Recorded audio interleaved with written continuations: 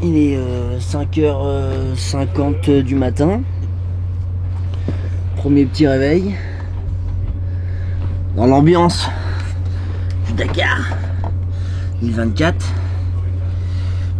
On a tous bien dormi. On va aller manger et puis après je vais rentrer m'habiller pour partir pour le prologue. C'est parti.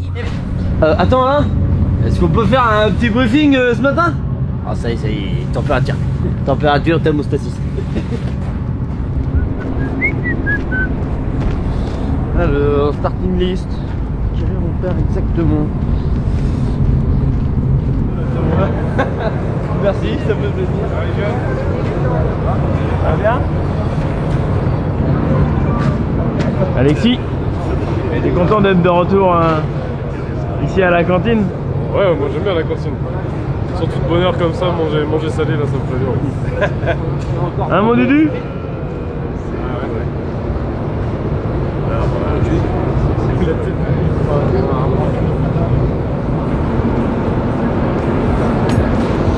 Oh bah c'est tout ce qu'elle m'a dit, c'est tout ce qu'elle m'a dit qu'est-ce qu'il faut que je fasse, Myriam, t'inquiète pas, j'ai bien tout retenu.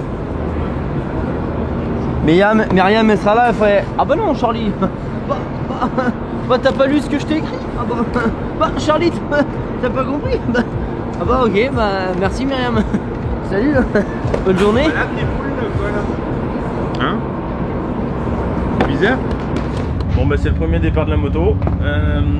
Là je vais rebrancher tout ce qui est l'Iritrack et le système de tablette. Parce que pour la nuit je le débranche. Et puis ça va y aller. Dudu, qu'est-ce que je te mets ce matin? Chobi! Choba! Petite pensée à Jody. Ah non, t'es chier avec ta musique. La musique de banlieue là. La musique de Jones, Dudu. Mais non, c'est pas. Ah bah ouais.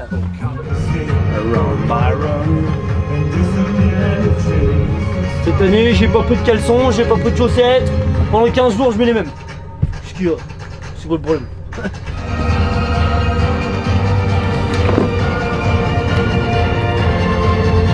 Le petit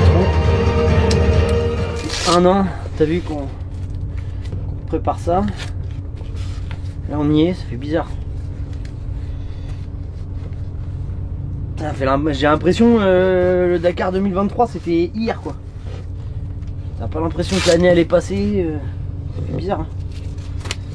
Tu retrouves vite les habitudes et tout, t'as des souvenirs, t'as l'impression que je dis c'était hier hein, tout ce que je faisais là. C'est fou ça. On va vite se remettre dans le bain. T'es content d'aller rouler? Ouais, je suis content d'aller rouler. Je suis content parce que ça fait déjà 3-4 jours qu'on est là, 4 jours et ça me tarde là d'aller sur la piste puis d'attaquer la compétition aussi. Rouler c'est bien beau mais j'ai envie de faire la course. J'ai envie de voir ce qu'on donne un peu, s'il y a une nouvelle moto, faire de la nave. Manger les cailloux? Non. non, pas de manger les cailloux. Ça va pas manquer ça. Ça manquera jamais ça. Mais les dunes. J'ai hâte d'attaquer les grosses étapes de dunes de fou là. Ça va être incroyable ça. Ça se rapproche. Grand départ. Premier prologue. L'objectif là c'est de rouler cool hein, de mettre un peu de gaz quand même parce que ça va quand même, le classement d'aujourd'hui va quand même déterminer l'ordre de demain. Mais bon, tout en faisant attention quand même aujourd'hui parce qu'il n'y a rien à gagner de rouler au-dessus de ces pompes. Par contre il y a tout à perdre si jamais vient avoir une chute, donc on y va cool. On a encore les suspensions que j'ai pas pu tester dans une zone par exemple un peu défoncée, donc on va reprendre ses marques un petit peu avec les sensations de vitesse, avec les suspensions, et puis voilà, le but c'est aussi de se faire plaisir, rouler décontracté voir si physiquement tout va bien. Et essayer de se mettre au moins dans les 50-55 premiers, ça serait bien pour le premier jour.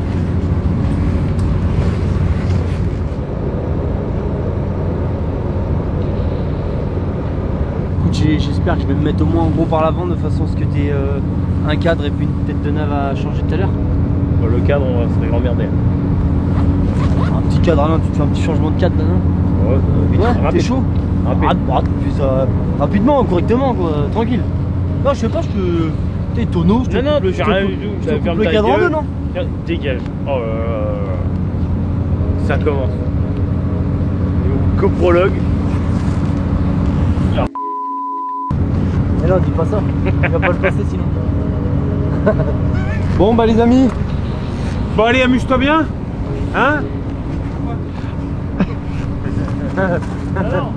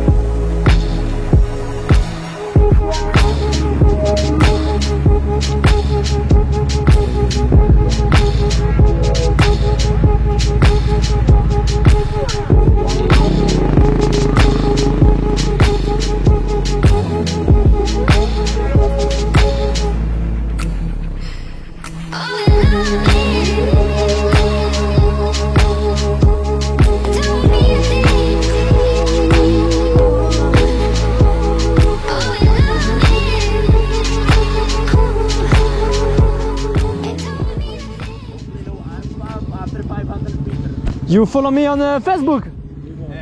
YouTube? Yeah, okay. Where are you from? Roma. Ah, Roma. I don't find you into the bivouac. Just after you are ready, HRC. Okay? Okay, just after. Okay. Okay, we have a big tent, red, black and blue. Ah, okay. Okay? I search the flag, full bath. Yeah, full bat. Yeah.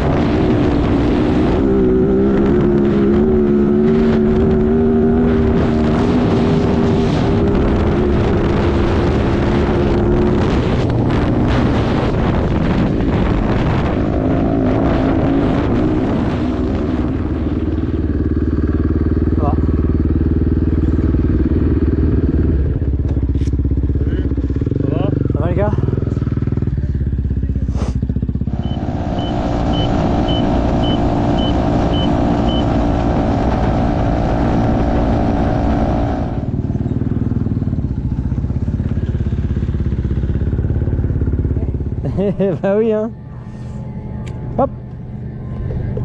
No Chinese, you. No Chinese. No Chinese. Ah non, no Chinese. French. Paris Saint-Germain, Mbappé.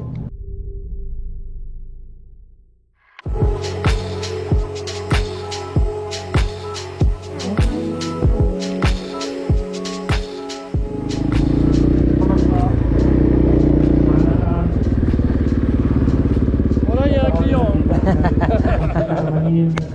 Ça va, Charles? Ça va? Bonjour, ça va? T'es en noir cette année, toi. Eh ouais, on est avec Daffy cette année. Bon, allez. طبعا ضمن فئة الرالي 2 هذه المشاركة السادسة لشارلي على التوالي منذ عام 2019 في رالي دكار. أنهى نسخة العام الماضي في المركز 33 بالترتيب Bon, العام. Charlie. Ouais. Bon, c'est reparti. Pour la 6ème. Voilà, et bon Dakar. Ouais, c'est gentil. On se voit tous les jours. Ouais. Et puis sur le podium à la fin. C'est gentil. Hein? Merci, Charles. Bleu dans les yeux. C'est ça. Merci d'être là. Bon courage. Bonne route. Ciao.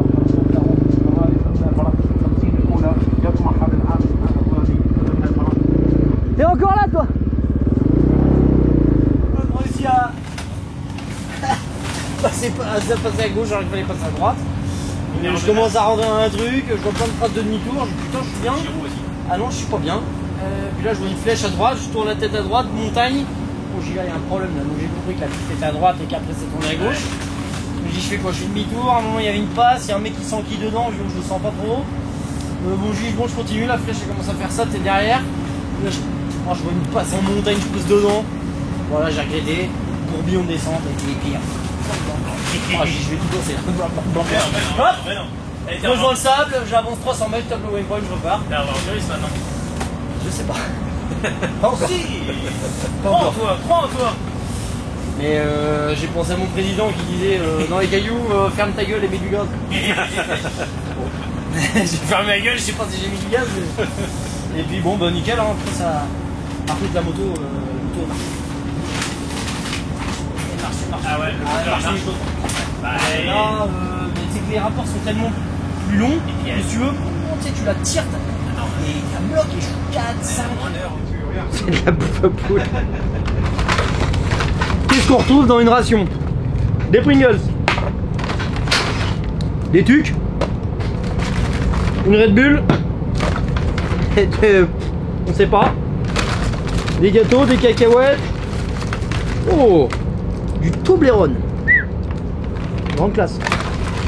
Des cacahuètes. Oh, une tablette de chocolat. Et elle est longue mon Lulu, regarde. Oh ouais. Retour du prologue. Bon on va faire un petit peu de mécanique là. Révision habituelle. La vidange, filtre à air, filtre à essence. Un petit check général de la moto. Et puis vu comme il n'y a pas eu de dégâts, il n'est pas tombé. Ça va pouvoir repartir pour demain.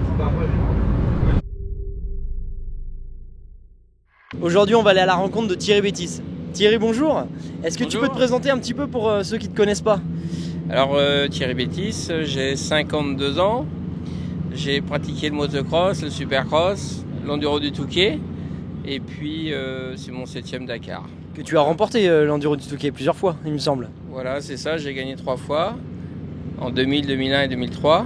Et puis après je suis parti sur les Dakar. Et là ça faisait un petit moment que je n'étais pas venu, donc cette année j'ai décidé de... Combien tu en as fait des Dakar, Thierry? Donc ça va être mon 7e.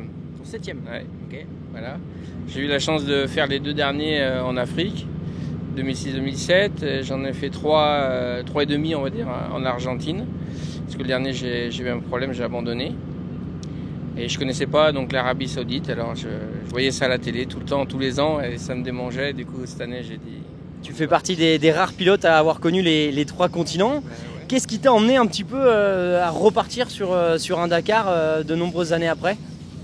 Moi, depuis tout petit, on m'a mis sur une moto. Mes parents ils m'ont mis sur une moto dès l'âge de 4 ans et je suis jamais quasiment descendu. J'ai fait que ça. Ça a été mon métier pendant 20 ans quasiment.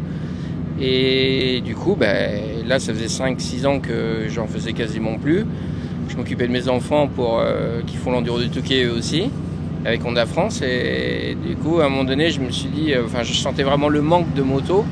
Et j'ai recommencé à rouler avec eux de plus en plus avec les 450. Et j'ai vraiment repris goût. Et ensuite, j'ai un copain à moi aussi, c'est son rêve de faire de la Dakar. Donc, on en a parlé un petit peu. Et ça m'a relancé et du coup j'ai dit allez, T'as envie de rempiler, ouais. c'est ça, j'y retourne. Ouais. Ok. Au niveau de la moto, tu es parti sur une 450 CRF, toujours Honda, toi, t'es piqué rouge, je crois. Hein. Ben voilà, j'ai toujours eu le soutien d'Honda France depuis plusieurs années. Comme je l'ai dit tout à l'heure, mes enfants ils sont encore aidés par eux. Donc je ne me voyais pas partir avec autre chose.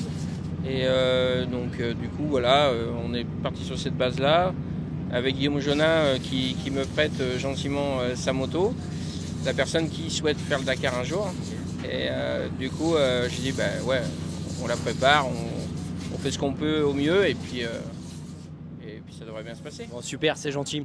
Est-ce que tu peux nous la présenter un petit peu cette 450 CRF L, je crois, c'est ça? Oui. Ben, du coup la base on a évidemment les réservoirs devant. Combien de litres tu as à l'avant? 18 litres. 2 x 9 litres, c'est ça à l'avant? Voilà. Ok. Après, du coup, là, il y a une petite boîte caisse à outils en fait. Donc ça, c'est les numéros de mes enfants de cette année. Ah oui, super, ok. Le 10 et le 51 à retenir pour le CFS 2024 alors. Voilà, ça marche. Andy et Théo. Ok. Et là, donc j'ai 6 litres de notre réservoir à l'arrière. Ok, donc tu vas avoir 2 x 9 litres à l'avant et 1 x 6 litres à l'arrière. Voilà. Donc ça suffira largement. Okay. Ensuite, il y a toute la tour de navigation avec Donc moi je découvre la tablette là. Tu n'es pas inconnu, le roadbook ne t'est pas inconnu, mais c'est vrai que le roadbook électronique tu découvres un petit peu comme nous cette année, c'est aussi mon premier avec. Ouais. Voilà. Donc il va falloir que je me refasse un petit peu la main, mais et là il y a toute la tour de navigation. Okay. Donc on est vraiment sur un châssis cross enduro, mais voilà, et ensuite la moto n'a pas été conçue pour, mais il y a tout un kit de rallye qui existe en fait pour cette moto. Voilà, c'est ça. Tu viens de choisir la Malmoto, est-ce que tu peux nous en dire un petit peu plus sur ce choix un petit peu différent du coup? Ouais, alors moi j'ai toujours aimé les défis, et quand je le faisais en tant que un peu plus pro avec des mécaniciens, tout ça, à chaque fois la journée de repos, je venais voir un petit peu, ça m'attirait un peu, je venais voir comment que ça se passait. Et je me suis dit un jour, pourquoi pas le faire en Malmoto, ça pourrait être sympa, je voulais découvrir ça, mais sans savoir si vraiment j'allais le faire, tu vois. Et puis là, du coup, vu comment ça se passait, l'envie de revenir, tout ça, je dis je crois que c'est le moment. Et du coup, voilà, je me suis inscrit en Malmoto et au moins j'aurais fait l'expérience des deux côtés. Voilà, un nouveau défi pour moi. Nouveau Dakar, nouveau défi, nouveau challenge. Écoute Thierry, merci beaucoup de nous avoir accordé un petit peu de temps. Et écoute, on te souhaite d'aller au bout, ouais. Et que tu fasses un super Dakar et que tu puisses profiter un maximum et que tu puisses réaliser ton nouveau défi. Voilà, c'est ça. Le but c'est de bien gérer toutes les journées, éviter la chute et puis d'arriver au bout. C'est tellement sympa et une expérience incroyable. Donc en faire le maximum. Merci à toi Thierry, c'est gentil.